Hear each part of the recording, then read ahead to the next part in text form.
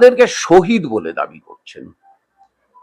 আপনি 2011 সালে সেই সময়ের যে সময় 1993 ঘটনা ঘটেছিল, সেই সময়ের কলকাতা পুলিশের প্রধান মনীশ গুপ্তকে আপনি 2011 সালে প্রার্থী করেছিলেন বুদ্ধদেব ভট্টাচার্যের বিরুদ্ধে, জিতিয়েছিলেন, মন্ত্রী করেছিলেন বিদ্যুৎ দপ্তরের।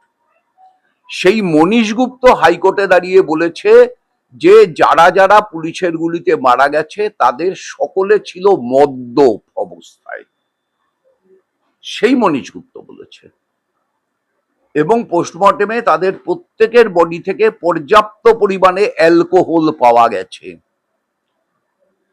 তাহলে মদ পান করে শহীদ হতে গেছিলেন তারা, নাকি মদ্যপ হয়ে কোনো দুষ্কৃতি কাজ করতে গেছিলেন তারা?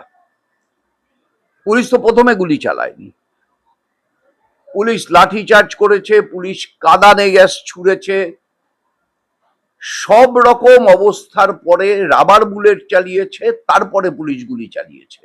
তার বেশিরভাগটা শূন্যে।